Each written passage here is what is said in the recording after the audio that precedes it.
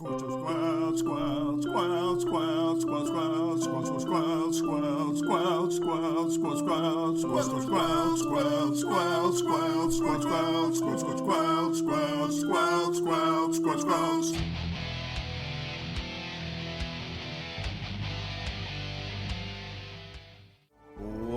back to Squelch, the video game book club. I'm Dano.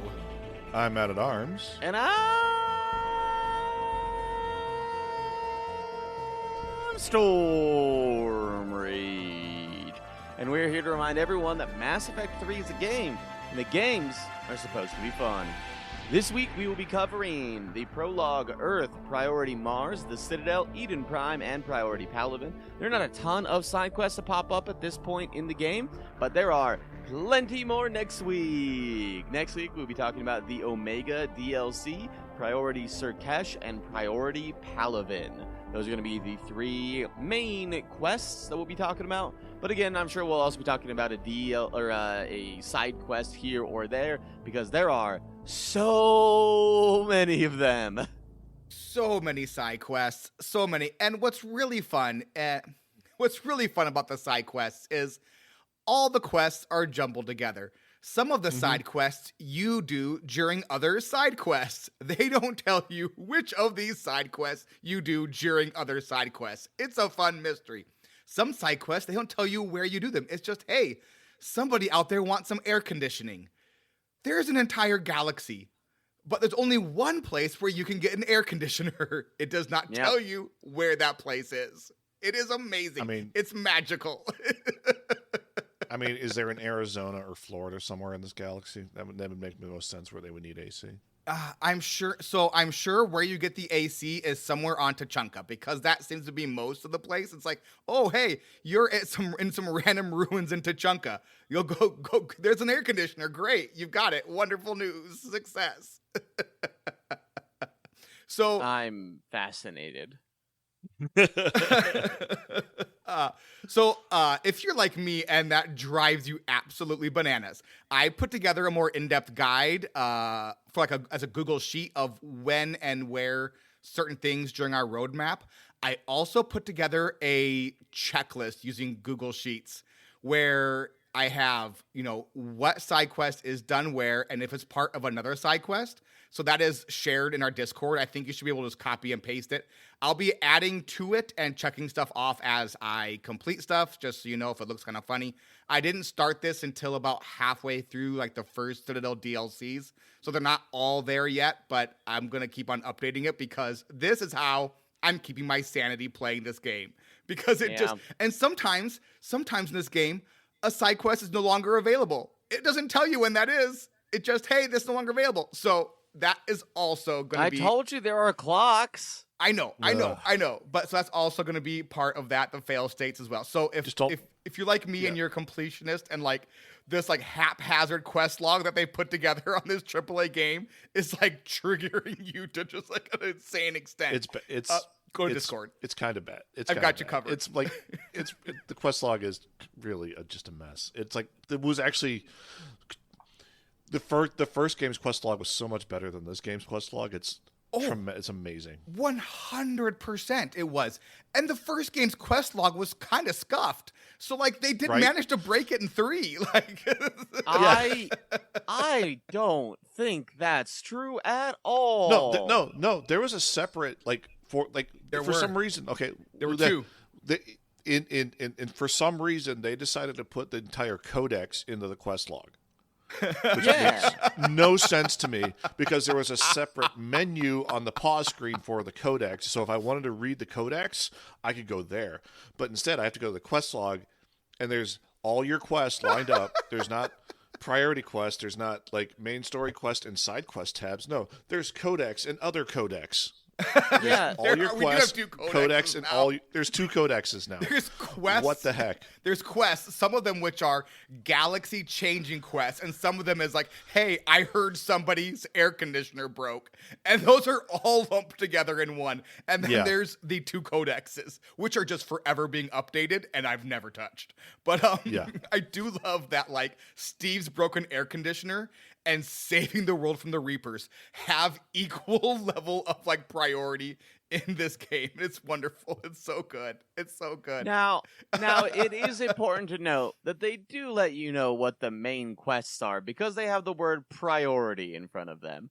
So, like, you could still very quickly at a glance tell which one are the important quests and which ones are not. But I kind of like that the quest log's just like, hey, you could either prevent the Reapers from coming back and destroying all life on Earth, or you could get some soup today. Those are your two options.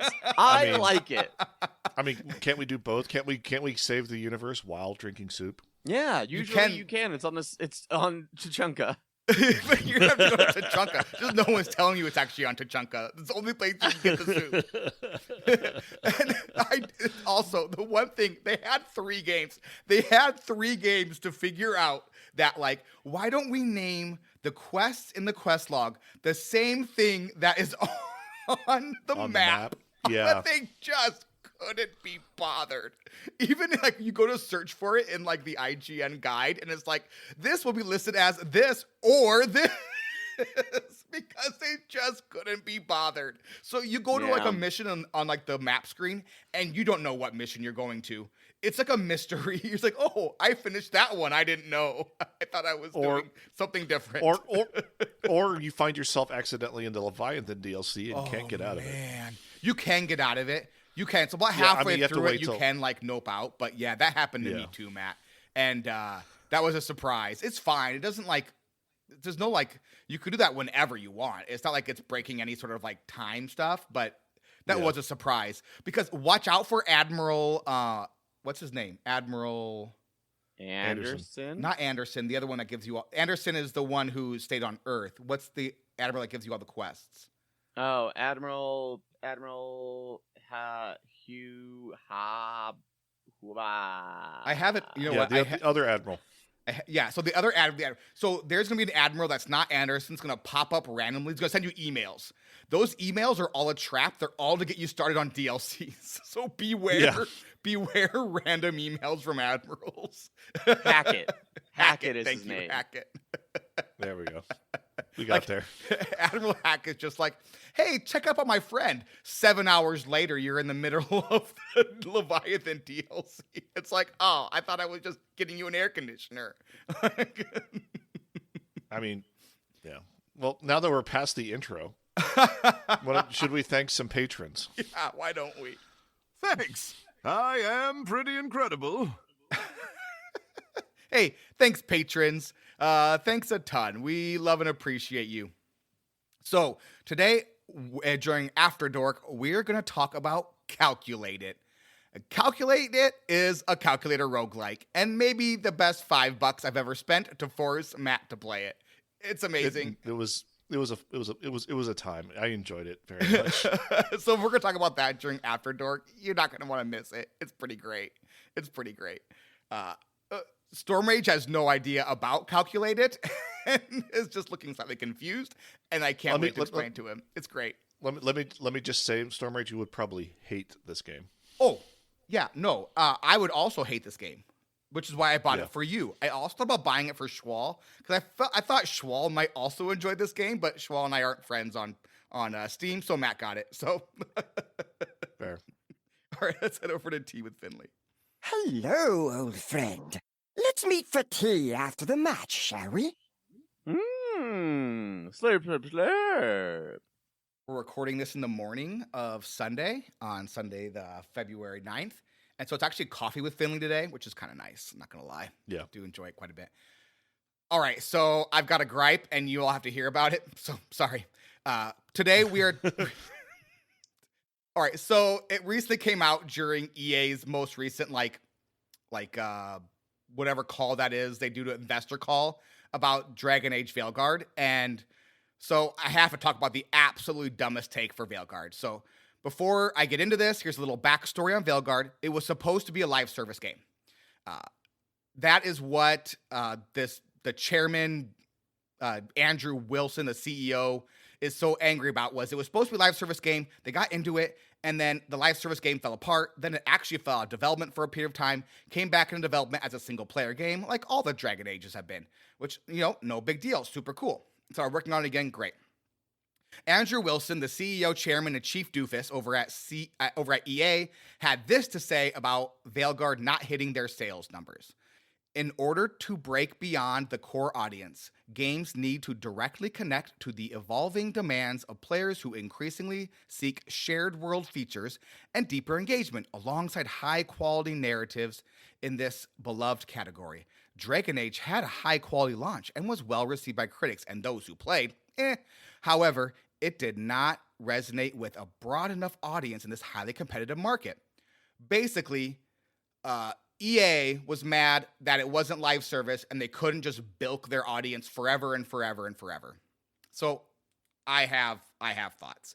I have thoughts about this. First, how about you make a game that connects with the core audience? Connect with the core audience first. The people who bought the books, the games, the DLC, the comics. Connect with them first and then worry about the broader audience. But you can't connect with a broader audience until you connect with the people who've bought all of your stuff over the past 20 years. Like, connect with them first. Make a game first they want to play. Before, like, you try to, like, get people to, like, there is a ton of lore in Dragon Age. You're not going to get people who haven't played any of the previous games to come in unless the people who have played the game are super excited. Like Baldur's Gate 3, right? Like, you have to make an amazing game to make this broader appeal if people haven't played the first two games. Same with Dragon Age. It's just basics. Second, like, as a recovering live service game addict, let me just say the quiet part loud here. Live service gaming isn't about, quote, telling good stories. Live service gaming is about FOMO and addiction. You can't stop playing the game because if you stop playing, you fall behind. And falling behind the content curve in a live service games means you aren't playing with friends anymore. It means you don't get the experience. It means you don't get the crumbs of a story the game is trying to sell. Instead, you get carried through the content as you try to catch up in levels instead of getting to play the content. So what this pimple on the rear end of humanity was looking to tell wasn't, he didn't want to tell a good story. He wanted another FIFA or Madden cash cow so he could, like, bilk the players for every spare coin they have so he can buy himself a super yacht. That's basically what this guy's mad about, is he couldn't buy himself a super yacht off of Dragon Age fans. Make a good game. Make a good game first, and make a game that is going to connect with your audience first, and then worry about everything else. Instead, all he wanted was another live service game like FIFA or Madden. Like, this guy, like this guy. So tired of it. I'm so tired of it. Yeah, I don't mean to be rude, and Dano, you're not gonna like this comparison, but Baldur's Gate 3 did a pretty good job of selling numbers, and it was just a really good game. That's what I was saying. It was just an amazing game. Yeah. A game that perhaps Danos would love a lot if they Probably eventually would. ever played Baldur's Gate 3. And so, like, it can be done to just make a good game and have that be the money. Admittedly, it has to be a very good game, but it can be done. It doesn't need to be live service. No, and let's be honest, you're more likely to fail at a live service game than you are to succeed. There's only 100%. so much time people have available for live service gaming, and let me tell you, I am a happier person not playing live service games anymore. Like, holy buckets. Like, having free time is amazing, and not feeling guilty about falling behind the content curve is amazing. So, like, because I played Diablo 3, I played Hearthstone, I played Diablo 4. Like, I've played these live service games where you have to keep on playing forever and ever and ever. It's just nice not having to do that. But yeah, I did want, that's exactly my point though, Storm Rage, was they made a great game for their core audience, right? Baldur's Gate 3 was like, let's make an incredible RPG. Let's do that. And then they made such a good RPG that it became something that did hit with a broader audience, which was the opposite of what they did with Dragon Age Veilguard, which was they were so obsessed with trying to hit on a broader audience, they just missed on everybody. Yeah. Oh, like, I think possibly the success of Baldur's Gate 3 really just ruined Dragon Age in a way, because they were going back and forth on making this a live service game or not, instead of actually what Larian does is make the best possible game they can make and then make it amazing. Yep. And then provide free content continuously and there's one last patch for Baldur's Gate 3 that's going to add more subclasses, more sub races, and everything else coming soon, or if it's already not already out, and people are just continue to replay that game constantly because there's plenty of ways to play that game. It just feels like, well, if we can't make $1 bajillion for the rest of time, why even make a game if you're an EA at this point?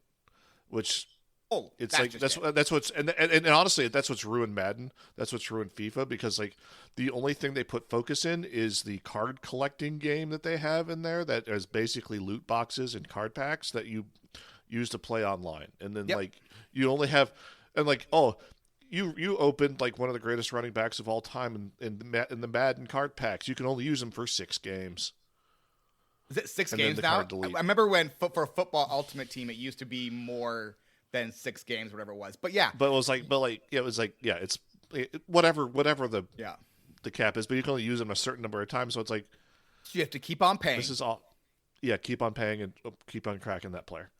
It's awful. It's awful. It's terrible. So frustrating. And if you don't want to make, if you only want to make these games where you just microtransaction your audience to where, that's fine. Just do that then. Just do that. And you know what? Have somebody else make these games.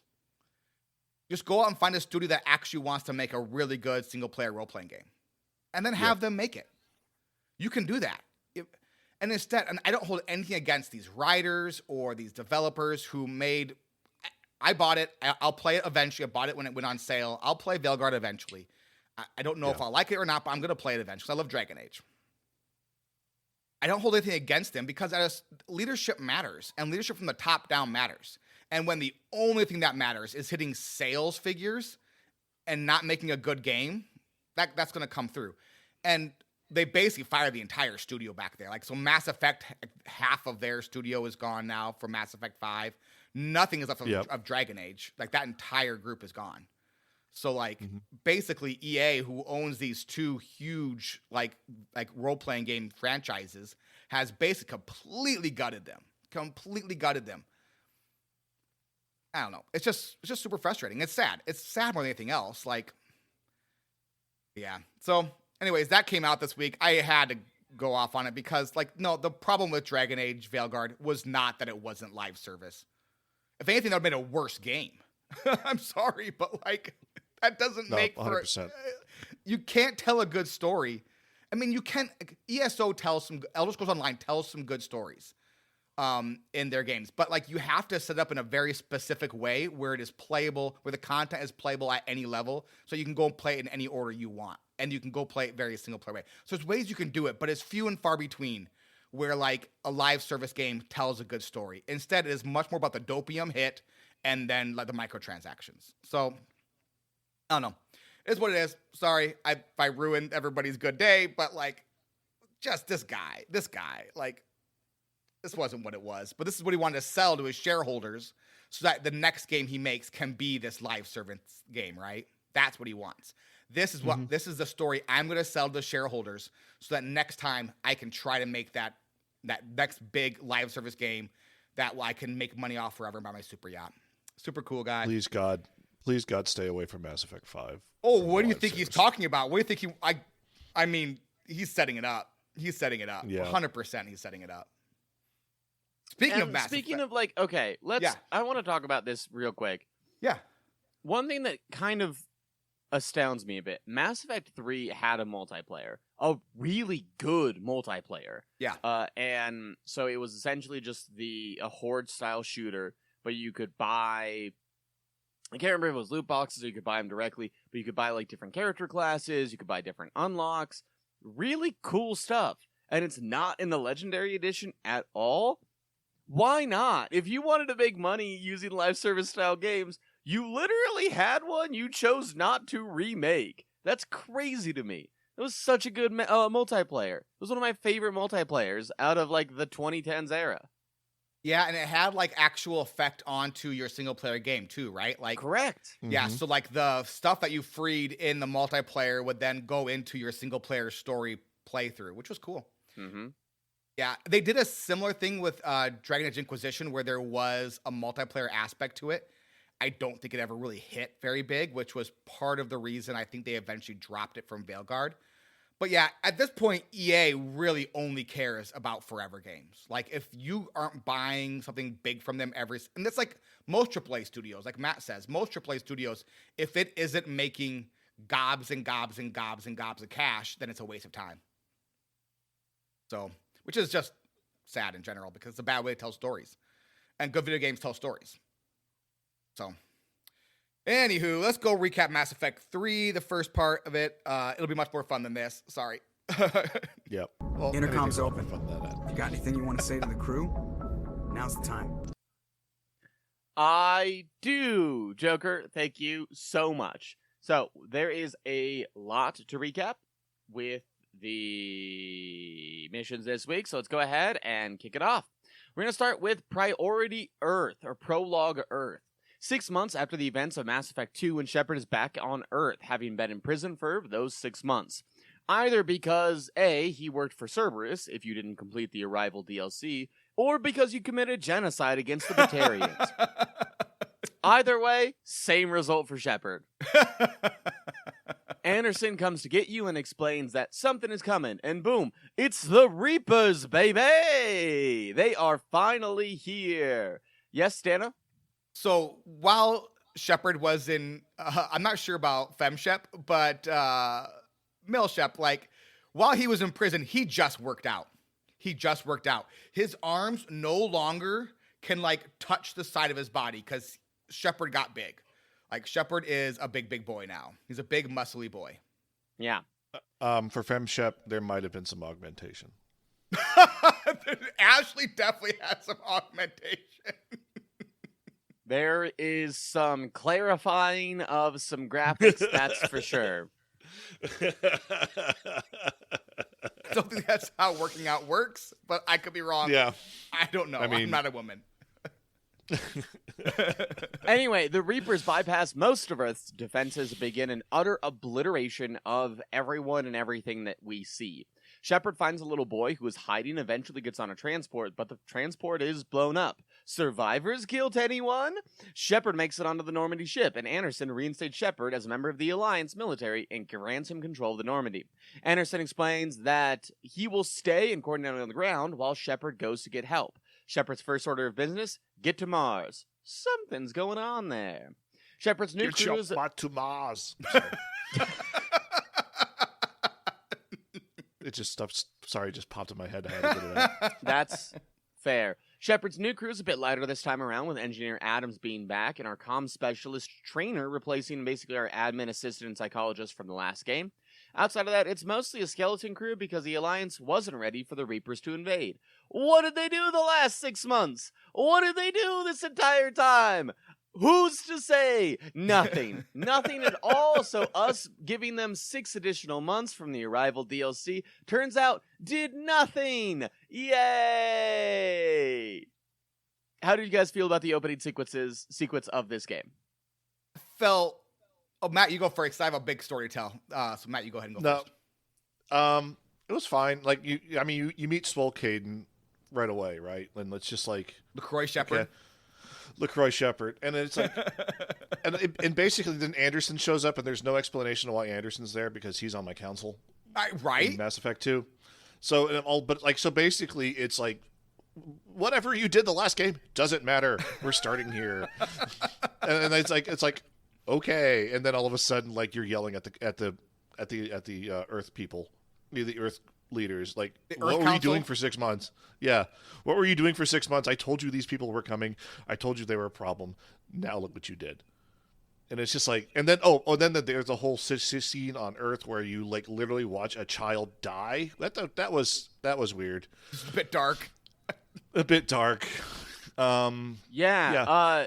This Mass Effect 3, I think, is not a game that tries to hide or pull its punches about the horrors of war. Right. It throws it in your face. And I think killing the kid early on is very intentional to set that tone. Like Mass Effect 1 and Mass Effect 3, Mass Effect 2, yeah, people die, people are like off screen, bad things happen. But like by and large, nothing bad happens to people that we interact with unless we want it to. And that is not the case in Mass Effect 3.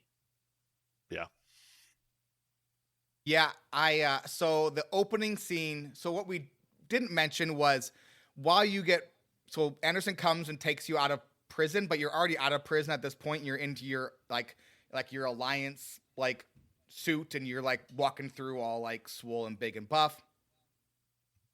And then the survivor from Vermeer is there, which would be Ashley for all of us, or Caden if you made the right call. So, if any of you remember, I accidentally romanced Ashley. This was unintentional. I just asked her about her family. I was just being nice. She seemed a bit sad. She was on a new ship, and I was just trying to be nice and get to know her a little bit, having conversations. The game thought we were dating. We weren't. And it bugged me at the end of Mass Effect 1, but it didn't have any impact on Mass Effect 2, so I didn't think about it. Boy, howdy. Does it have a bit of an impact on the beginning of Mass Effect 3? Because you walk up and then there is Ashley, and then it's just like all like knowing glances and winks and this and that between these two. And I'm like, no, I did date someone in Mass Effect 2, and she's still out there. And even if Ashley is old news, like I've moved on, I have a new someone in my life. I'm not going to go, but you have no choice. You have no choice but to flirt with Ashley, and it's so frustrating. Or you can just install the poly mod, and everybody's happy. I don't want to do that, though. I never just wanted date this. Ashley, Dano. No. So what I did, instead of playing the game for 2 whole days, I spent probably a solid 6 hours of my life researching mods. So I found a save state mod, a mod that you can go in and change certain things that happen during Mass Effect 1 and Mass Effect 2. You can change everything. It's a whole bunch of boxes and a whole bunch of tabs. So I found it. I figured out how to redo the Vermeer mistake and have Ashley be the sacrifice and Caden be alive. But there's another problem here. The Vermeer is one of the big things you can't change unless you are on New Game Plus. So I had to go back to Vortex, find a New Game Plus save, download the New Game Plus save, and then modify the New Game Plus save to be exactly the same as my Mass Effect 2 save, with the one exception in being I saved Caden instead of Ashley. So now I'm playing on a New Game Plus save. Yes? That is not the only exception. I'm also you filthy are rich. Level 60 with the best weapons in the entire game. Okay. I also have 9 million credits now. Okay. I started with 8 million. Right. I now have 9 million credits. I have all the Medigels, and I have all the weapons, and I'm level 60. Okay. So there are a few changes. There's a few changes. Yeah. Okay, but other than that, and to be fair, like I'm sacrificing here too, because like modifying weapons and stuff is something you gotta do in Mass Effect 3, and I love doing that. But like if you're level 60, there's just the correct loadout. So I kind of miss out on that, which is a bit of a bummer from me, but it's the small sacrifices that you have to make in order to zombify Caden and have Caden back in my life, which is so much better than nonstop knowing glances. And then like everybody's saying, oh, Ashley's back. What about Ashley? I'm like, no, there never was. It was so frustrating. So I got like 5-6 hours into the game and was like, enough. I can't do this. Went back, read everything. Yeah. And also the little boy, I thought he was a figment of Shepard's imagination because nobody else sees the boy. And then the boy just disappears at one point into like the air conditioning ducts. And I was like, is Shepard seeing stuff? And then like, even when you see him like get down, like nobody interacts with the little boy getting into the ship. So I'm like, is Shepard just seeing things? Is this become a spooky game in Mass Effect 3? I don't think so. It was just nobody interacts with the boy except for Shepard, or sees the boy except for Shepard. And so that's what's going on. But I was like pretty sure for a good chunk of the game, being a game that like, oh, Shepard is seeing things. He's like seeing stuff like spooky ghosts. Not the case. Anyways, that was my introduction to the game. You now Caden's went back. above and beyond. Thank you for your sacrifice of only starting off at level 60 with all Right. the best weapons and money in the game. May we I all learn from your sacrifice. upped I mean, the you know. difficulty to insane now, so at least I'm playing on insanity. Yeah, we're mean- still playing 2 different difficulties, Dano. I know we are, Stormbreach. I know we are. I have 55 unused points because I haven't got Tally yet, so.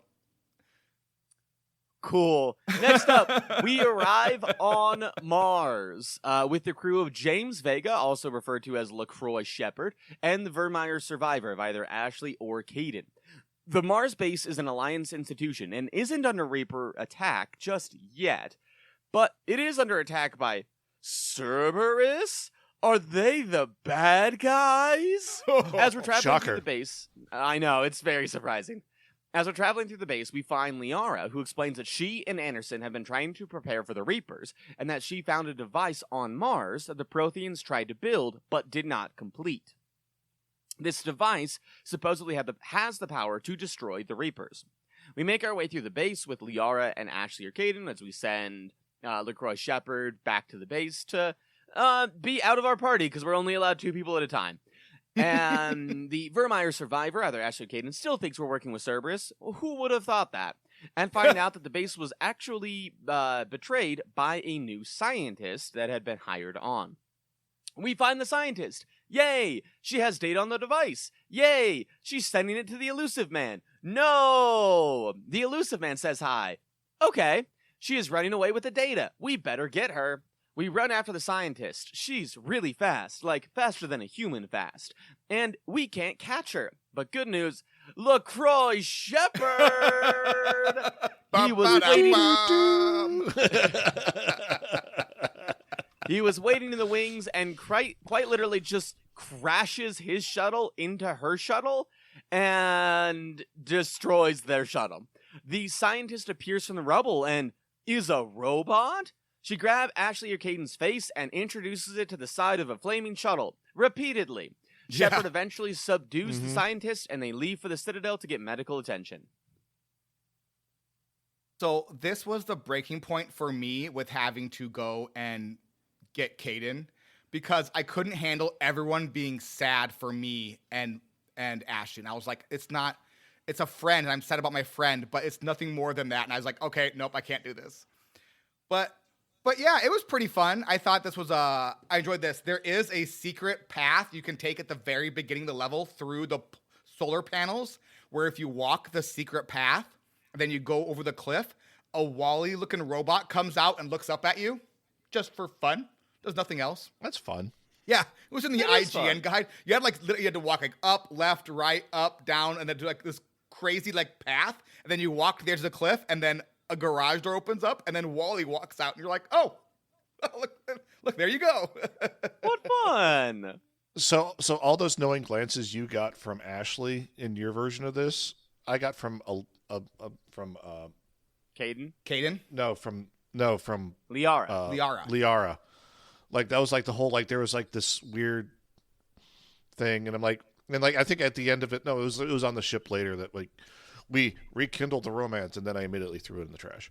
But that was an act of I do feel like there should have been an order of operations when it comes to the romance and the dialogue and the knowing glances and all that kind of stuff, where it's yeah, if romanced in ME1, then romance in ME2, ME2 romance priority ME1, and then have some conversation, some dialogue going on there to confirm. There is that in this. disconfirm. There is that in this one. There is that in my playthrough because, well, reasons we'll talk about probably next week, because then we get back to the Citadel again. I think at one point it wouldn't have bothered me so much if Ashley was kind of that way, but so was Shepard. Shepard was like, oh, hey, Ashley, I see you worked out. And I was like, I don't want this. I don't want this. This isn't what I want in my game. This is not how I played the game. This is somebody else. Anyways, back to Mars. Just kind of a fun mission. You had chase down the It was a good robot, mission. which was lots of fun. I thought chasing the robot was fun. The Cerberus guards, the Cerberus soldiers being super big was super weird. to me. Is this But- where we first get introduced, like where we take the helmet off of the Cerberus guard? Is that in Yes. Mars? Yes, it is. So this is super cool where during you're going through the level and you need to get like basically a comm device from one of the Cerberus agents, and you pull off like their helmet, and inside the helmet they are like basically like huskified almost, but they're like humanly huskified, so they're like part human, part husks, but they're definitely not human anymore. And it's become clear that like Cerberus has completely gone off the deep end into full bad guy mode and are like genetically modifying humans to be like Reaper husks. And so they're like, the Elusive Man went full on into like, we are using Reaper tech. And so they are like 100% from the jump. They are equal parts bad guys along with the Reapers. Like there's no if and buts about this. You are, the Reapers are the Cerberus are the bad dudes in this one. Yeah, I will also note that, like, from a combat perspective, that we get more units that we fight early on here than we do basically at any point in Mass Effect 2 or 1. Like, Mass Effect 2 and 1, everybody's kind of a variation on a theme. Like, it is dude with gun, will hide behind, and that's kind of their thing. Yeah.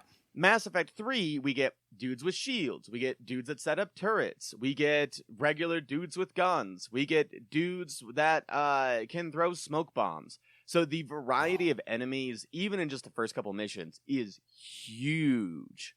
A lot of fun. It's a lot of fun. It's super good. Yeah. Yeah. And like the difficulty ramped way up as well. So like they don't just come straight at you anymore, but they're much likely to flank. They're much likely to get dropped behind lines and come at you from behind. So you have to be much more aware of your surroundings. It's a lot more like Borderlands. Is that right? Yeah. That I would say than Mass Effect 1 or 2 as far as combat is concerned. It's much more fast-paced and not just like straight come at you, cover, fire on both sides. It's much more like nuanced and complicated. Yeah, it was a fun little puzzle early on trying to figure out how to like have those shield guys drop their shield so you can shoot them in the face as opposed to like try to shoot through their little hole in the shields. I'm a sniper. That's exactly what I did, and there's an achievement for it. Well, it's hard to shoot. Hard to shoot through the hole with a shotgun. It sure is. You lift them up with warp, right? That's what I do now that I have the achievement. I do like the shockwave or whatever, and then they go like they stumble back, and then I just pop them in the head. If you bring Liara along, her warp will lift them up, and they drop the shield when they get lifted up, and then they're just easy to take care of because they have no armor. Yeah, it's kind of great. Actually, I like it a lot. It's fun. It is fun. From there, we head to the Citadel. Ashley Arcaden received medical care at the Citadel at the specifically Huerta Memorial Hospital. You can visit. What a good friend, boss, and or lover you are. Then you've got to see the council. You're asking for help. They don't want to help. They're also under attack, or expect to be under attack soon. Uh-oh. Bye. The Turian counselor asks to meet. He tells you that if you can save their Primarch from Palaven, he can help you get the resources that we very badly need. Save a guy in order to get some help? Is that the theme of this game? Maybe. Anyway, we also get reinstated as Spectre. That's neat. Yeah. I thought the Asari were really interested in this one because in the first two games, the Asari are very much like the cool ones where they're like trying to play cool and be nice and good. And this one, they're like, nah, we ain't helping out. Like, we got our own problems. You deal with you. We'll deal with us. And it's like, oh, but aren't you all about like interspecies, like diplomatic and like, what? This is quite the heel turn from the Asari. And like, maybe like there's not in the beginning of the game. Like, I mean, I got the same thing, even though I don't have the same counselors from Mass Effect 1 because I killed the council. Good for you. So like, I mean, so I guess like what's like if you, so I think I was looking into this. There is a fun little renegade option I think here where if you save the council from Mass Effect 1 and meet them again in Mass Effect 3, you can literally said, "I told you so." I think I did do that. Yeah. So. Yeah. I didn't get that option, but I did say, like, you know, what have you been doing the last 2 years? So yeah, I was the beginning of this game. I was very much in between both Paragon and Renegade because I was like, I murdered 300,000 Batarians to give you time, and you did nothing with it. Like, what are we doing here? I was done with everyone. I was like, I guess I'm a bad guy now, because like I was just No, like I mean, you might as well embrace it at this point, right? You just did destroy a system. Yeah, literally. nothing. And they did nothing with it, which makes the Arrival DLC even worse, by the way. It makes it even worse because it does nothing in Mass Effect 3. Yeah, it really doesn't. It gives you 50 war assets. You know what else? What gives you 130? The Normandy existing. You know what gives you 5? Having a reporter on your ship. Like, it's ridiculous. It just reinforced to me how much I hate that DLC. It's so true. It's so true. I thought the Spectre thing was interesting too. They're like, I guess you can be a Spectre, cool, but like, don't ask for any help or do anything. But we want you to be a Spectre, so we have an in-game reason to like have you get stuff, which they never explain in-game, by the way. But we'll talk about that later. It's fine. Yeah. Anyway, next up, we have received word that the colonists of Eden Prime, where it all started, remember that very first mission back in Mass Effect 1? Have uncovered some sort of Prothean artifact, but Cerberus is also looking for it. That's not good. We land. Cerberus is indeed looking for it. Are they the bad guys? They do want to do a bunch of murders on us. That seems like a pretty bad guy thing to do.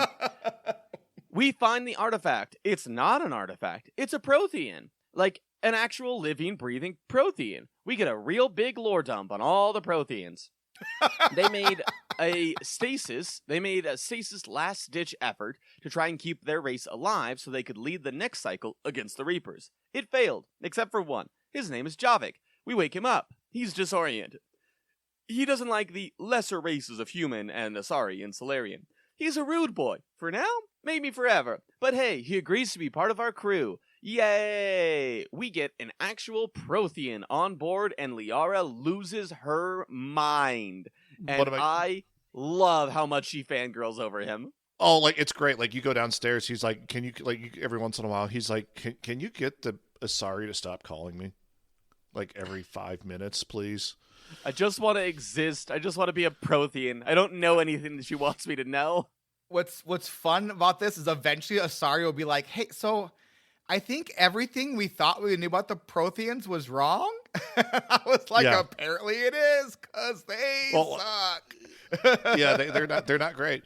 I did like, because I had what's her name, Eva, what the AI lady, Evie, Evie Dr. was Ava. like, or Ava, or no, the AI lady, Edie. Ava, It's Edie. Edie.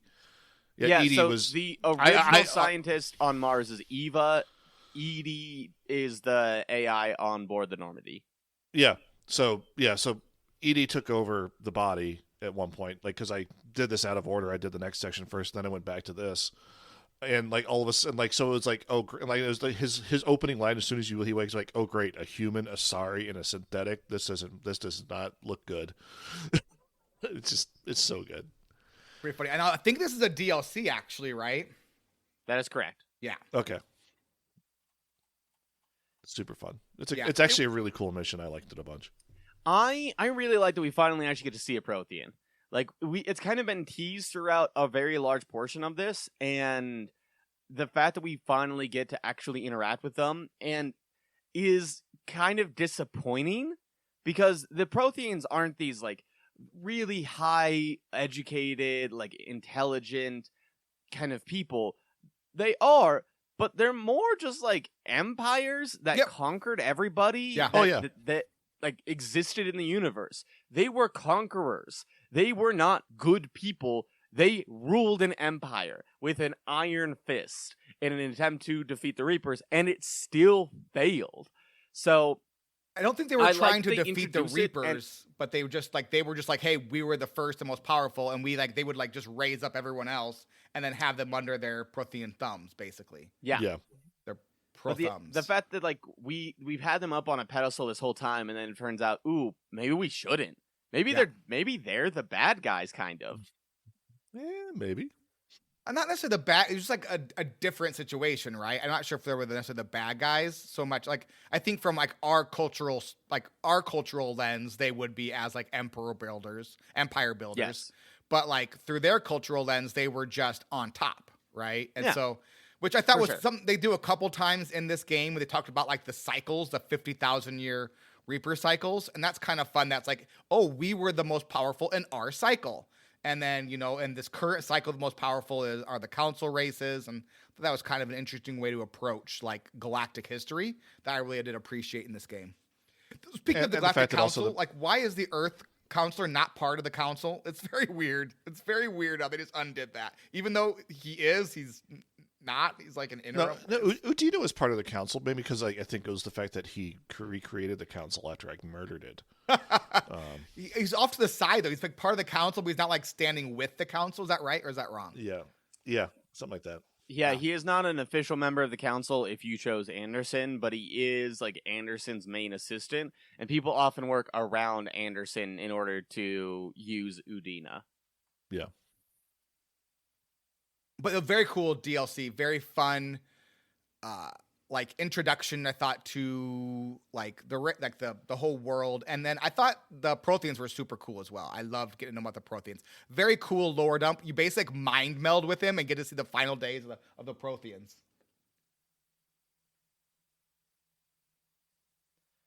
Yeah, it's also interesting because Liara's like, hey, so this device you were building, he's like, I don't know anything about that. I was a soldier.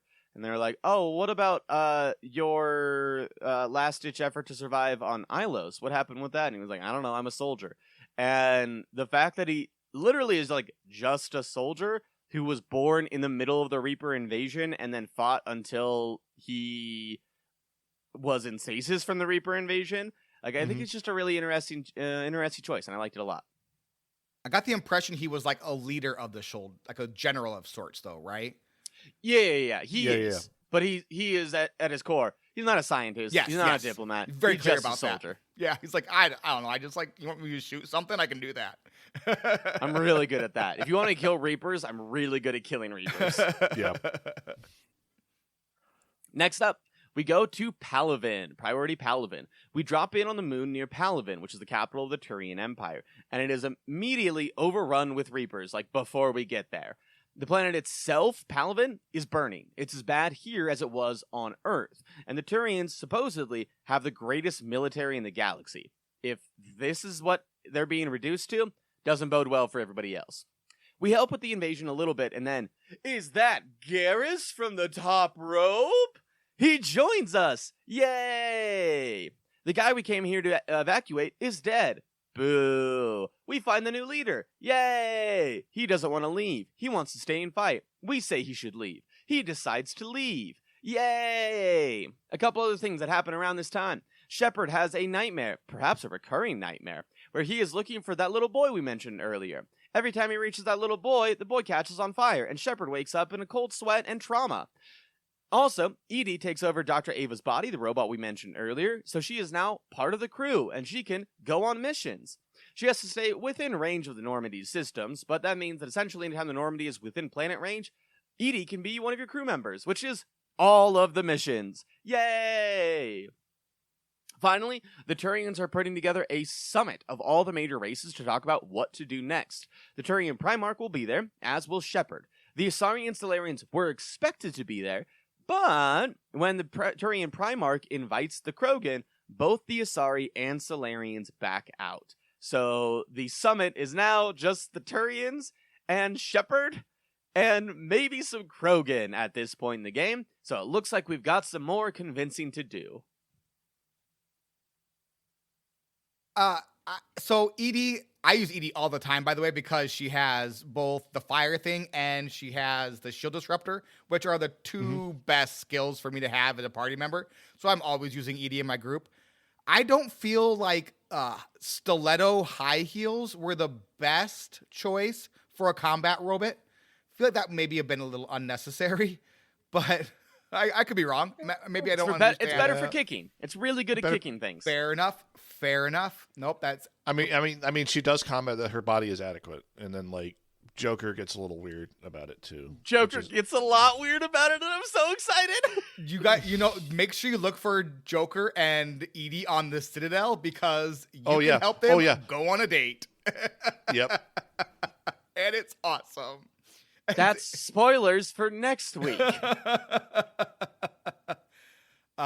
This was a super fun because I thought this was a super fun mission. You see this in a little bit on Earth where like you see the Reapers attacking and all that kind of stuff. But here you actually see what it's like to be on a planet under attack by the Reapers. Mm-hmm. I thought that was really, really fun. Like really, really interesting. And watching that basically just like this never ending retreat and just trying to like survive and figure out what to do next and knowing that it's just like a losing fight. So we also get a lot more insight into like the Reaper forces. So we see that there are a lot more husks, and the husks seem to be a little bit more refined. We also see a marauder, or a cannibal, which can take the life out of nearby Reapers in order to heal themselves.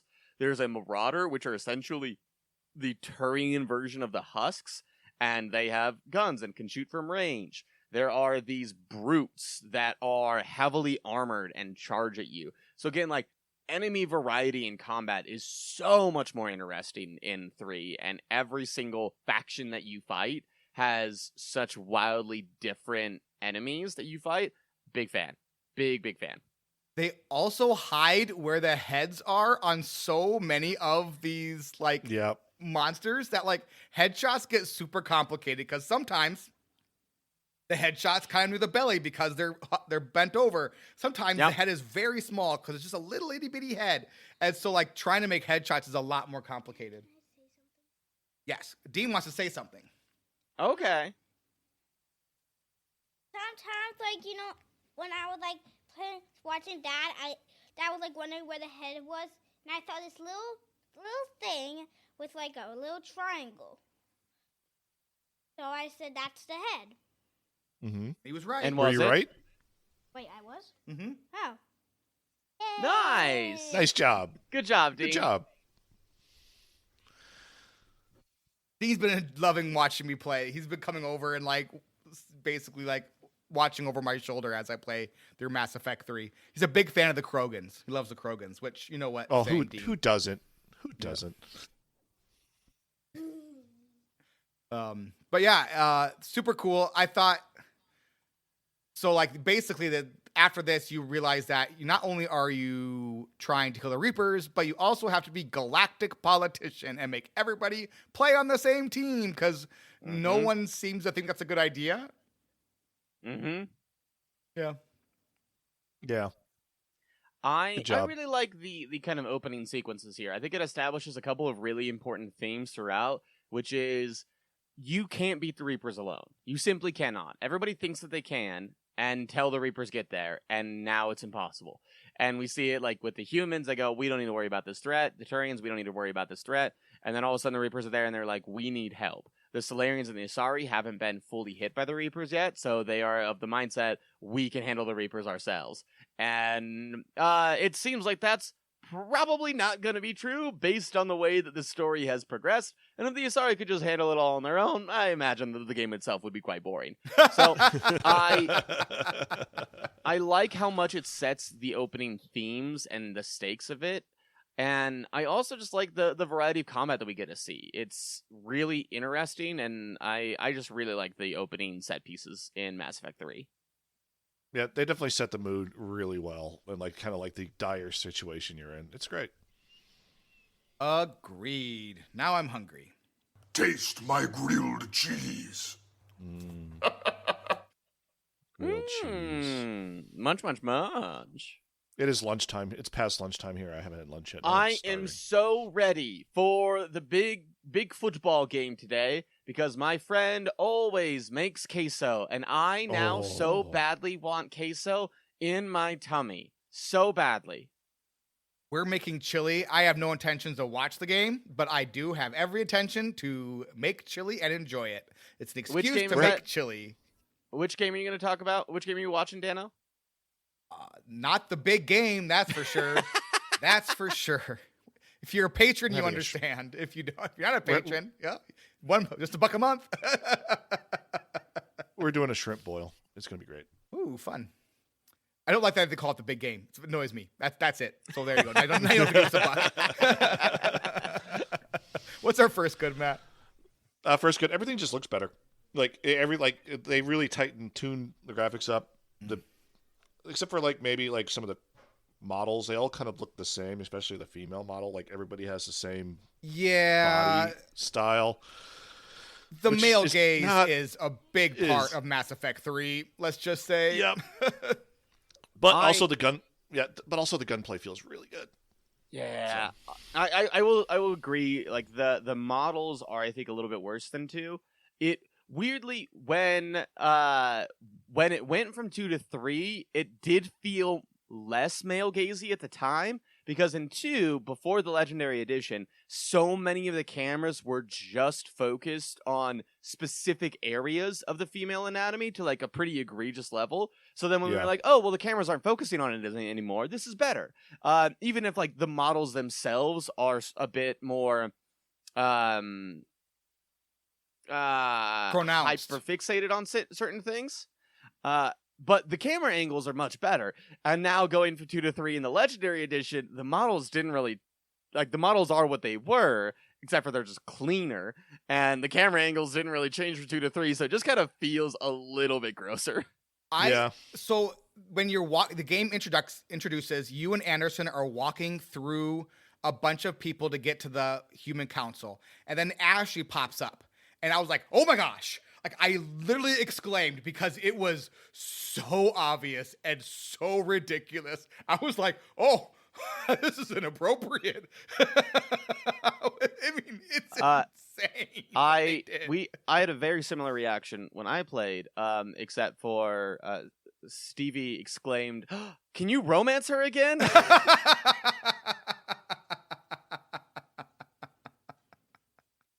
So... similar immediate reactions, very different end conclusions. It is noticeable, though. It wasn't like they were like, what if we just like, it was like, hey, I think we need to change everything. It's like, wow. Yeah, I mean that's probably like I said, we're still in the good section. I'm not saying this is good. I'm just saying like it's we're just discussing it. Yeah. Yeah. We went outside of your first good because you're absolutely right. The game looks better. The game just looks better, and it looks sharper, cleaner. The models are more interesting. The graphics, the environment, all of that just straight up looks better. The faces are less uncanny valley and great. Honestly, yes. Yeah, and it's not just the female models. The male models are also ridiculous. Like every single male in the game is on HGH and has trouble like scratching their own back because their biceps are so large. So it's not just. It's something I feel every day. I've been waiting for my representation in games, Dano, and this is finally it. I've got such big muscles, I can't scratch my own back. So I've got the not so good. The not so good is I miss my friends. Like all our super cool friends, they're all gone. All the great companions from Mass Effect 2, it's just our Mass Effect 1 like one-dimensional like friendos. And I was like, oh, okay. I miss my friends. At this point in the game, the crew that we have is Garrus, Liara, LaCroix Shepard, and Javik and Edie. So we've got 5 different crew members, but going from 11 down to 5 does feel a little bit weird. There will be opportunities for us to, like, if you're missing your friends, everybody that you interacted with in Mass Effect 2 will come back in Mass Effect 3, just to varying degrees. But at the beginning of the game, it does feel a little bad. I mean, I really enjoyed going back to the hospital. Like the first time you go back to see Ashley Caden, and it's like Dr. Chalk was there. He can just be like, "Hey, get on the boat. Hey, join the crew. We're heading out." Yeah. Pum.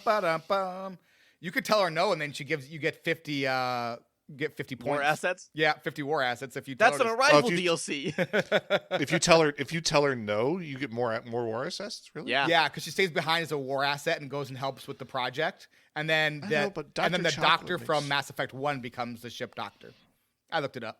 The doctor from Mass Effect 1 is Dr. Chakwa. No, the doctor from the clinic doctor from Mass Effect 1, the one who's helping Ashley Caden out, she becomes the ship doctor. And then Chakwa stays behind and becomes a war asset. If you have Chakwa get on the boat, then the clinic doctor from Mass Effect 1 stays behind, but she's not a war asset. She just stays in the hospital where she keeps her job. So if you're min-maxing war assets, the best thing to do would be to leave Chakwa behind. I did that, and then I felt bad because you have to tell her like 2 or 3 times in a row. So I went back to a quick save and undid it. Yeah, I she felt really guilty. wants to come on the ship and actually, help. I felt pretty bad about it. I was like, okay, you can come. My bad. What's our best good? War is here. Stakes are here. In Mass Effect 1 and 2, generally speaking, you might have had to make an interesting choice here or there, and there certainly were consequences to some actions, but they were, this colony might suffer a little bit, or we might lose a ship or 2 with this. Now it is planets are being lost. Entire peoples are being lost. It isn't a game of let me sneak in here and disrupt this corporation's schemes in order to benefit the planet. It is, if I do not succeed, all life in the entire galaxy, by and large, will be exterminated. And I love that that's the stakes that we start with. As somebody who has ramped up to insanity difficulty, the galaxy has perished many times because I keep dying. So much dying. This game is so much harder. It's so much harder. Yeah. Imagine playing it without being level 60 with the best guns in the game, Dan. I don't know how you're doing it. Because honestly, I bumped up to insanity and I was even before I bumped up to insanity, I was like, I have everything maxed out and I am struggling. I was like, how is Storm Rage gonna play this game on insanity without like any levels? Now you start with a good chunk. You start with a bunch because you have like your massive 30. Yeah, you start with 30, which is half of what I have. Now I'm not using 55 of mine, so but anyways, I get it though. No, it must be incredibly difficult. And the weapons are a big deal as well, because I have all the best weapons as well. And the best mods as well. So I have all the best mods and the best weapons, and I am struggling. I can't imagine how you're getting through this game. To be fair, I think I have the best mods with a polyromance mod. Weapons modifications. There are weapons modifications in this game now that you can discover and use, which is super cool and super fun. Love a good weapon loadout. Always a good time. Absolutely love modifying weapons in video games. It's just a ton of fun. It's really good. He asks each traveler 5 questions. 3 questions. 3 questions. 3, that's a magic number. I will ask myself 3 questions. Hey, Matt, what are you liking so far? How far behind in the war we are already? Like, we're just like, all of a sudden it's like the 3rd quarter and we're down by like 15. We come in and all of a sudden the Earth is captured, but like all the other planets are like half the map is infested by Reapers.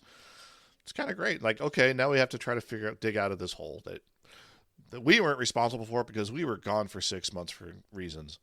Wouldn't it be cool? I mean, wouldn't it be disappointing, I guess, if they introduced some sort of DLC in the previous game that would negate the whole reason why you're so behind in the war and like actually gave people a heads up that the Reapers are coming? That'd be terrible if they did that, right?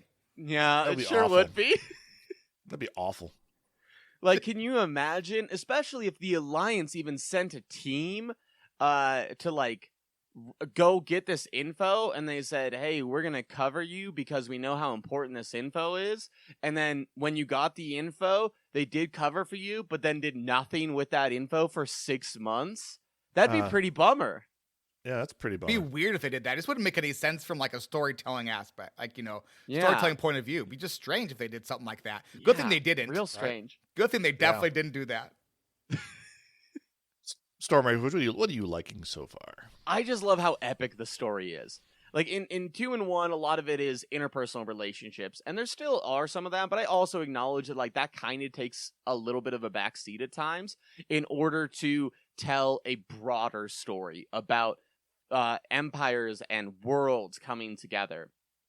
And so at the very beginning, it's just the start of it, right? We've got the Turians kind of on board, as long as the Turians can get the Krogans on board.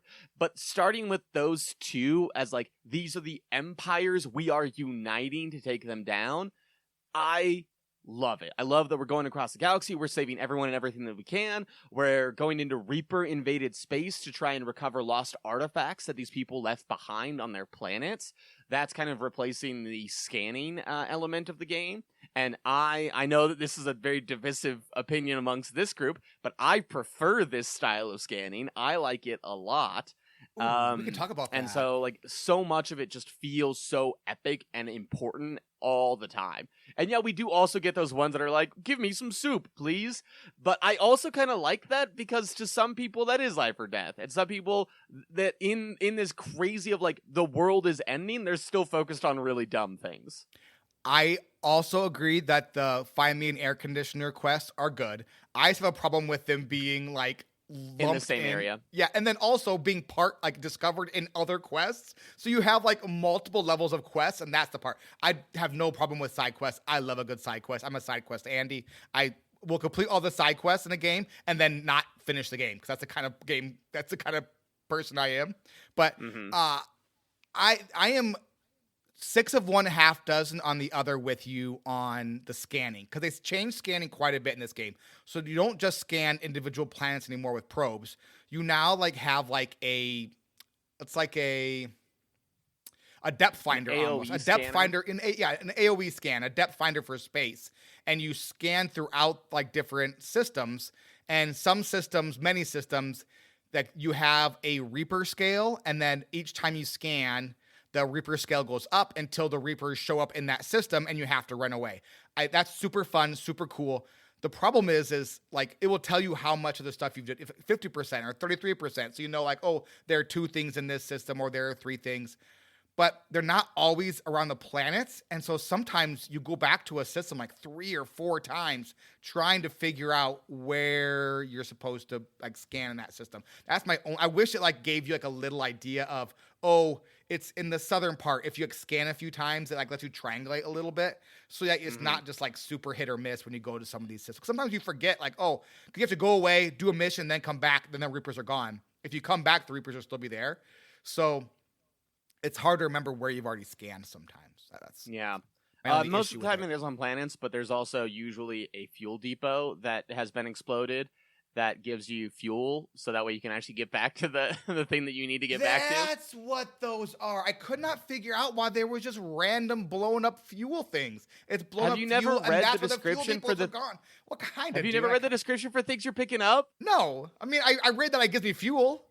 That's my favorite part of the game is when you go to a planet, it gives you a breakdown of what the planet is, how it's reacted to the Reapers, whether or not it's surviving. Like, what? Every time that you go to a place, it's like, here's a breakdown of this planet and this thing. No, that is insane. It's so much. It's just not. It's but gobbledygook. That's such an important part of the world building. That's why they do that thing. Paragraphs of gobbledygook. What are you talking about? I tried and I was like, nah, not doing this for 150 worlds. Oh my God. I think it's my turn. What am I liking? The scope of the story is awesome. I wrote this first, so just so you know, I didn't copy Stormrage, he copied me. The scope of the story is awesome. I love that they aren't shying away from Shepard being the protagonist and the hero. It's a huge story. The galaxy needs to be saved, and you are the only one who can save it. That is super cool. It is super fun. I absolutely love it. I love the scope of this story. I wish that they had combined 1 and 2 together because you're getting the scope of the story from 1 here, but you're missing like the friendships from 2. I wish they could have brought that into it, but that doesn't at all detract from how cool the story is in this game and how it tracks the story for you. So in 2, you didn't really have a good idea of like tracking your relationship, your interpersonal relationships. And this one you do. You have a literal bar that raises up in your like mission like lab, whatever it's called. and you know how many assets you have and how many assets you need in order to successfully whatever. And it explains, I do read this, it explains all the mission assets you have, how they're being used, and that kind of stuff. It's super cool. Absolutely love that as well. So yeah, And the it'll epicness also of the story is update. awesome. So it'll be like, so we're working on the Crucible project. And then if you send them a scientist, then it'll be like updated. Yep. This scientist has been added to the Crucible project is helping them.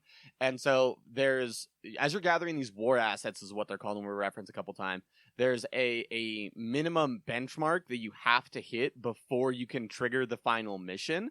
And then as the war assets increase, that may or may not modify how the final mission goes.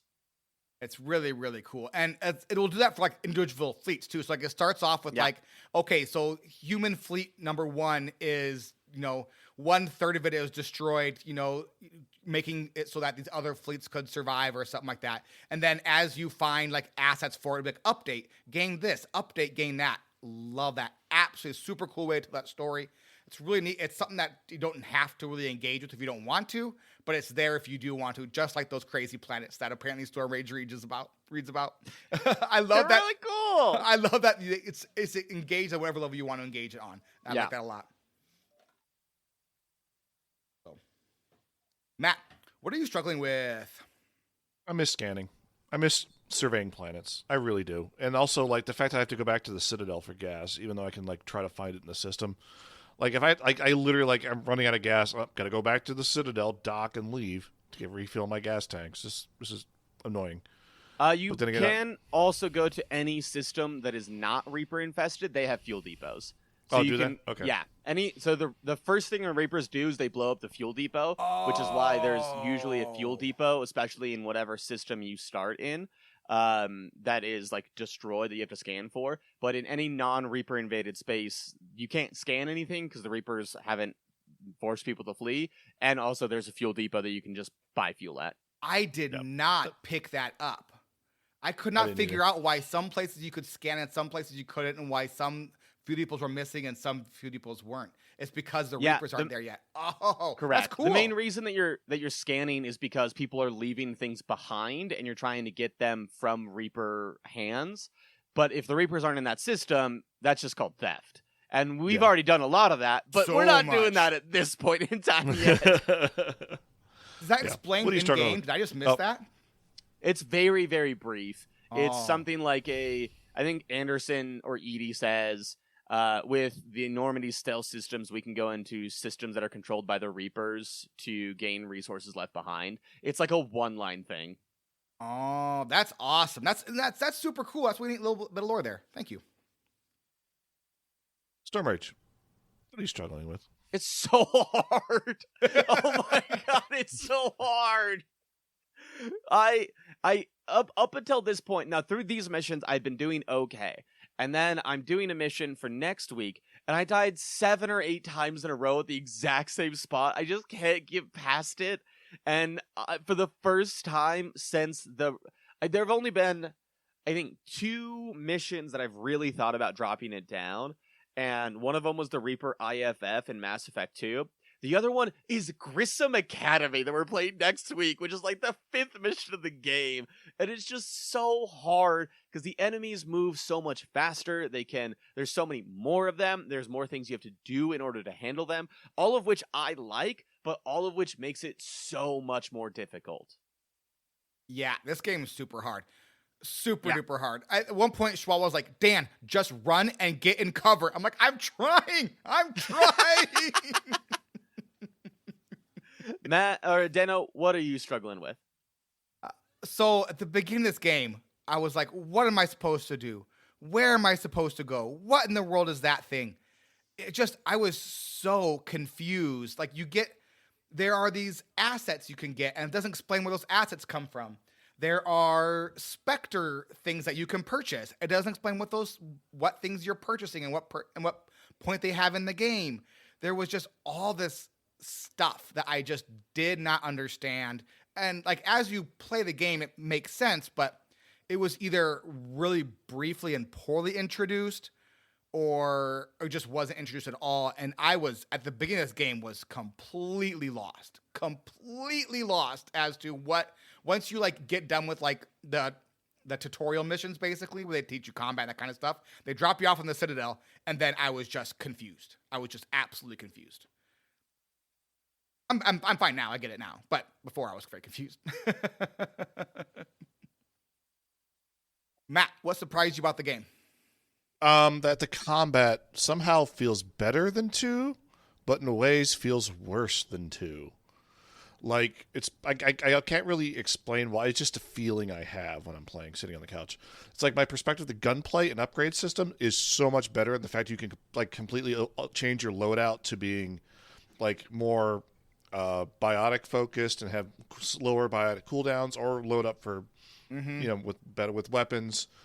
But like, I'm really missing the heavy weapon like we got in 1 and 2. Like, that was like the main reason like 1 and 2 was great. Like, we got those heavy weapons. We got the that are really you bring out for really serious situations, like when a giant mech is coming at you.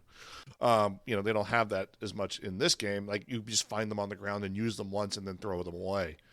For me, the enemies feel dumber, in like where they're just kind of running at you in a way. That might be because what difficulty I'm at. I'm playing normal, so they kind of like pop out of cover a lot more often than they feel like they should. And like a lot of times, I just feel like they're running side to side, and it's a shooting gallery where I'm just like behind going pop, pop, pop as they run side to side, or and then I charge in, kill a bunch with a shotgun, and then find cover. And also, they just seem to just pop out from everywhere. They do. The enemies, like literally, and like it makes no sense. Like, oh, we cleared off this section.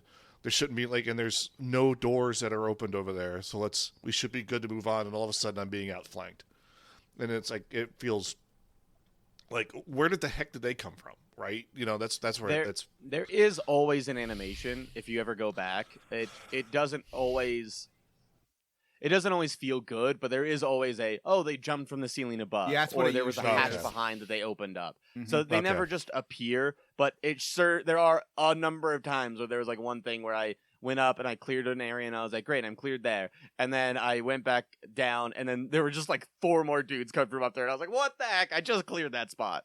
Yeah, right. Wait for the Omega DLC final boss. Holy buckets, that room. Holy buckets. I can explain a little bit. I can explain the why they seem dumber to you though, Matt. So the way Mass Effect combat works is there's a couple different like checks it does when it comes to like combat difficulty. And so the reason it seems like they're just running around from cover to cover, not doing anything, it's because on normal difficulty, they're not, because they're not allowed to. So the higher the difficulty level is, the more mooks are allowed to target Shepard. So on Insanity, it's like 6. On the next one down, it's like 5 or 4. So like more of them are allowed to target you than your companions, but they're allowed to target both. And then they also, that reduces the further down you go. So the further down the difficulty level you go, the less are allowed to target you or shoot at you, and then like less also how much like ammo is allowed to be expended at one time as well. Mm-hmm. So the reason they're going from cover to cover is because like on Insanity, it's crazy because they're moving from cover to cover and they're shooting at you. On normal difficulty, they're just running from cover to cover, but the game doesn't allow them to because there's already 2 mooks that are like focusing on you, and so nobody else can focus on you. So they're just moving around. So you're saying like if I wanted like actually a better combat experience, I should up the difficulty. Yeah, right? and it's not. So I've moved it up from normal to Insanity, and I did it step by step, and the steps aren't big. So like if you're thinking that it's like silly at this level, bump it up 1, and it won't be like egregious, but it'll kind of make more sense. Yeah. So. Okay. I might bump it up from normal up because I feel like a lot of times I could just sit back with a pistol and just literally like shooting gallery these guys a lot of times. If I have to dodge another stupid grenade because they throw it perfectly onto my cover, and then I have to dodge the grenade, and then I go back and they throw another grenade, so I never get to sit in cover anymore. I'm gonna lose my gourd. I've been in Discord. I've been playing a lot in Discord lately, and if I have to hear Schwal say, Dan, you're sitting on a Discord one more time, I'm gonna also lose my gourd because like or grenade, yeah, it's like, oh, you're sitting on a grenade. I'm like, oh no, dodge, because they're just dead accurate with these grenades too. It's like some of them should miss. Matt. I'm guessing grenades do not one-hit kill you on normal difficulty. I mean, they knock out my shields and take out a good chunk of my health, but not like Yeah, it is an instant kill on Insanity. Just dead, nothing you can do about it. So you can't even be within any range of them. If you see that little red beeping, you're dead. Try to be a sniper because the red beeping doesn't show up when you're scoped in. So if you're scoped in, you don't know that grenade's about to go off. The number of grenades that have gotten me while I've been scoped in on somebody, it's brutal. Or I haven't noticed it if it is beeping because while I'm scoped in. So Storm Rage, what surprised you about the game? I forgot how many cinematics there are in this game. There are so many more because they really, like, more story happens through cinematics, which I'm sure people are divided on because, like, I know a lot of people like to experience the game versus being, like, shown the game, which makes sense. But I've always loved cinematics. They're my favorite part of any video game is just these really cool cinematics. And there's so many more. There's cinematics of, like, really important discussions. There's cinematics of, like, these beautiful moments. There's just a lot more cinematics and a lot more story beats that are very scripted and specific. And I love all of them. And I kind of forgot how much at the beginning of the game I can kind of just sit back and watch a lot of things happen. And I liked it. I was a really big fan of it. Dano, what about yourself? yeah, so normally this is something that's super cool, but for me this time, I'm going to talk about something that I found less cool. The primary cast of characters, like, as far as like companions go in this game, compared to 2, they are very one-dimensional. So like Javik is a grumpy alien, Edie is a wisecracking robot, Swole Caden is LaCroix Shepherd. Liara actually has a bit of a personality. So I think Liara and she's Darius 75% both do. Shadow Broker, 25% like Liara. So you get like actual like but that's because she has like multiple character arcs that she can talk about. But other than that, they're all very much just like boilerplate, like the very little effort put into their personalities. Such a bummer. Now, like the expanded universe of characters is a little bit better. So when your Mass Effect 2 characters start coming back to your ship, it gets better. And they actually seem to have personality, but like your companions, really an uninteresting group. And it's like, it's just not really, I don't even care if I get more conversation during missions or not anymore. I just bring along who I think's me best for the mission because what I get usually is pretty uninteresting. Like sometimes it's funny, but it's never anything where I'm like, oh yeah, of course, yeah, Grumpy Alien said something Grumpy Alien-esque, or Edie said something a robot would say, and so it's just, your friends aren't as interesting in this game as they were in the last game. Oh, interesting. Surprised me. So. You're thinking, can I afford to buy a car like this? Huh, am I right? Seriously, Stan, you can't afford not to buy a car like this, and I'm going to make it easy on you. Storm Raid, sell the game to a friend. War is here. Probably need to get some friends. And some trauma. Yay, trauma! Matt? More Shepherd, more Reapers, more times the Renegade option's probably the correct choice. Yeah, Renegade Shepherd does kind of get to showcase I'm right a lot in this game. Yep. Really, Renegade seems to be the way to go for a lot of these. Like, being nice is often, I'm like, I don't think that's the correct way to be right now. I think that's wrong. I mean, you're not being like mean. You're just being like, yeah, I told you so. It's really, you got to do what we need to do to make the Reapers go away. Yeah. I do want to know, and I know that this is interrupting the bit that's usually really short. FemShep has different lines than MaleShep on a lot of the reactions. Not like significantly, but just like slight wording. FemShep Renegade, absolutely the more cool, bad punk energy. If you're going to go Renegade, absolutely go FemShep. Mm-hmm. Dan?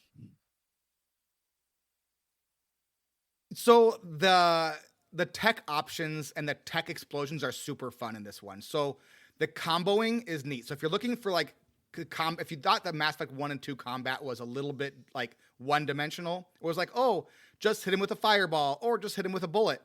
Now, like the fact that you get to hit him with disruptor ammo, the disruptor ammo will hit them, make them kind of electrified, and then if you hit them with some fire after that, then they explode. super fun, super cool. While they're floating, if you hit them, they take extra damage, super cool. So the tech stuff, which is not explained in the game whatsoever anywhere, the combo stuff is really, really fun. So if you're looking for a good combo game, this is kind of it for as far as combat's concerned. Next month, we are playing Chrono Trigger, in case you forgot. It's going to be a lot of fun. I'm looking forward to it. We got the roadmap ready to go. So look forward to that. That's going to be it this week. Thank you all so much for listening. Thanks to all our patrons for patronizing us. Special thank you to our producers and best friends forever, Baximus and RidiculousHat. You can find links to our Discord and contact information in the pinned comment on our Patreon page, patreon.com/squelch. And if you're looking for a bit of a more in-depth roadmap, head over to our Discord. It's in the announcements channel. And Mass Effect 3 is a game, and click that Renegade option. Yeah! Sling those Mass Effect relays, baby! I'm Commander Shepard, and this is my favorite store on the Citadel. Yes. Show! Everybody buy!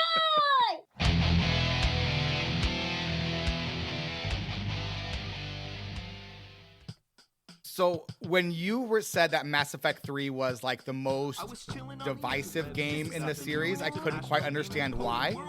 I get it now. Like, Yeah.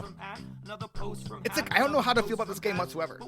I don't know if I love it or dislike it or what. Or if it's somewhere in between. It's all big feelings. With this game. The problem is it's coming after Mass Effect 2, and Mass Effect 2 is really, really good. Like, It is and good. it's not.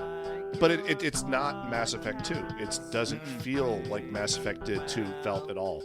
No. Like, it feels like dramatically different, better in some ways, worse in a bunch of other ways. Like, I would love to hear one of those like storytelling articles about Mass Effect 3, because Mass Effect 3 feels like the sequel to Mass Effect 1, and Mass Effect 2 feels like its own video game. Like, it does not feel like these three games are a series. Like, Mass Effect 2 is its own thing, kind of, and Mass Effect 3 is 100% a sequel to Mass Effect 1. I think the way that I view it is Mass Effect 3 is a sequel to Mass Effect 1, and Mass Effect 2 is a prequel to Mass Effect 3, but Mass Effect 3 is not a sequel to Mass Effect 2. Yeah. And I can't explain exactly why that makes sense to me, but there's a lot of cameos from Mass Effect 2, there's a lot of things represented from Mass Effect 2, but the storyline is basically a continuation of Mass Effect 1. How did you describe it, Matt, when we were talking about the characters? It was cameos. It's like cameos from where it's a reunion show of Mass Effect. Like, it's a sequel to Mass Effect 1, but there's a reunion show stapled on of Mass Effect 2, because spoiler alert, when you come back across your Mass Effect 2 characters, a lot of them don't join your ship. They just hey, remember me? Yeah, we're going to leave for a while. It was like pause for applause moments for all of them, right? It was like, oh, remember that? It's Thane. Remember Thane? Yay, we love Thane. And I will pause for applaud every single time. Oh, 100%. Like, I'm not saying it's a bad thing, but it just feels that way. Like, hey, look, it's Thane. Oh, look, it's Jack. Oh, look, Miranda's here hanging out in the corner and then disappearing again. Like, what? That's Miranda does that. And you're going to ask all of them to join you, and they're all like, nah. No, I can't. I got my own stuff going on. And it's like, man. So that's not entirely true. You will eventually get to ask a couple people to join you. And there's also apparently a mod that can get it so Miranda will join your crew. But most of the other crewmates, most people that say no, usually have a pretty good reason for saying no. I mean, Thane's about to die. It's fine. Yeah. Jack is a teacher now, so I guess she can't save the galaxy. Spoiler Sorry, alert for next week. spoiler alert. She's with her students. She has really bad. She has worse hair than she had. No, bite your tongue. The hair is super cool. You are wrong. You're wrong. You are wrong, and you're off the podcast. That is the silliest thing you've ever said, Matt. How dare you? I am embarrassed for you. Her hair is amazing. You can have a lot of opinions about Mass Effect 3 that I will have to accept because people have different opinions about games. Jack's hair being worse is not one you're allowed to have. Well, it's a factually incorrect statement. There are facts and there are opinions. This isn't an opinion, Matt. This is just an incorrect statement. You were just wrong. Her hair is factually awesome.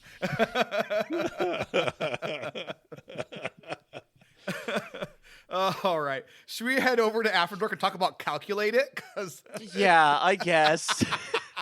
that is the 100% correct way to approach it. Yeah, that's exactly it. Yeah. I don't get a choice in this matter. I have to talk about a game I've never played or heard of before. And probably will never play. Yes. All right. Hey, thanks everyone for listening, and we'll talk at you again next week. Bye-bye. Bye.